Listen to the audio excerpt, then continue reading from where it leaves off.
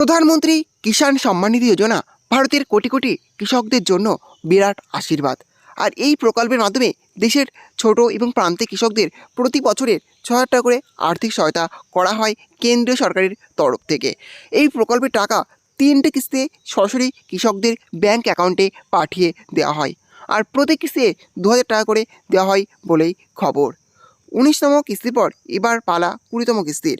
প্রসঙ্গত, চলতি বছরের ফেব্রুয়ারি মাসে কৃষকদের অ্যাকাউন্টে এই প্রকল্পের ১৯তম কিস্তি টাকা পাঠানো হয়েছিল। আর সেই সময় সরকারের পক্ষ থেকে ২২,০০০ কোটি টাকা ট্রান্সফার করা হয়েছিল ১১ কোটি কৃষকদের মধ্যে।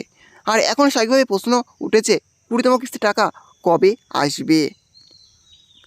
তবে সরকার এখনও এই বিষয়ে অফিসিয়াল কোনো রকম বিজ্ঞপ্তি ঘোষণা করেনি।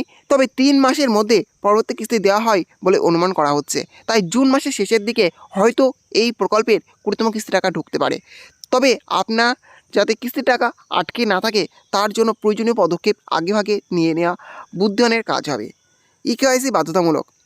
সরকারের তরফ থেকে এবার স্পষ্ট জানিয়ে দেওয়া হয়েছে, যাদের ইকেওয়াইসি সম্পন্ন করা হয়নি তাদের অ্যাকাউন্টে এই প্রকল্পে টাকা ঢুকবে না। তাই যদি এখনও আপনি ইকেওয়াইসি সম্পন্ন না করে থাকেন তাহলে অবশ্যই তা সময়ের মধ্যে সম্পন্ন করুন। এমনকি ইকেওয়াইসি করতে গেলে অফিসিয়াল পোর্টালে গিয়ে ওটিপির মাধ্যমে খুব সহজে করে নিতে পারবেন। তবে যদি নিজের মোবাইলে ওটিপি না পান বা ইন্টারনেট না থাকে তাহলে নিকটবর্তী কোনো সাইবার ক্যাফে গিয়ে ইকেওয়াইসি করতে পারবেন। কীভাবে বেনিফিশিয়ারি স্ট্যাটাস চেক করবেন? আপনি এই প্রকল্পের তালিকায় রয়েছেন কিনা তা জানতে হলে অবশ্যই বেনিফিশিয়ারি স্ট্যাটাস চেক করতে হবে। আর তা চেক করার জন্য নিম্নলিখিত ধাপগুলো অনুসরণ করুন। ব্রাউজারে গিয়ে পিএম কিষাণের অফিসিয়াল ওয়েবসাইটে ঢুকুন। এরপর ডান দিকের নাও ইওর স্ট্যাটাস অপশানটিতে ক্লিক করুন। এরপর নিজের রেজিস্ট্রেশন নাম্বার এবং ক্যাপচা কোড দিয়ে গেট ডাটা অপশানে ক্লিক করুন। এরপর স্ক্রিনে আপনার স্ট্যাটাস দেখা যাবে। বেনিফিশিয়ারি তালিকায় কীভাবে নাম চেক করবেন? তালিকায় নিজের নাম চেক করার জন্য নিম্নলিখিত ধাপগুলো অনুসরণ করুন।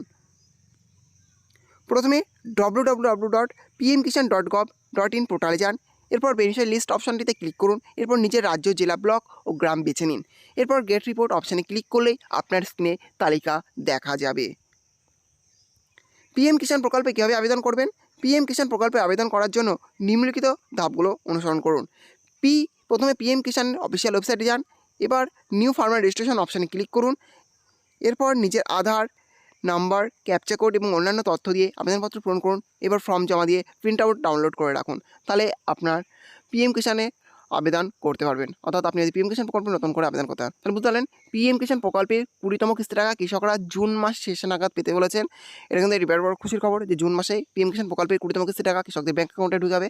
এই ছিল আজকের আপডেট। ভিডিওটি ভালো লেগে থাকলে অবশ্যই লাইক, শেয়ার এবং কমেন্ট করবেন এবং এই ধরনের নতুন ভিডিও সবাইকে পাওয়ার জন্য চ্যানেলটি অবশ্যই সাবস্ক্রাইব করে রাখবেন।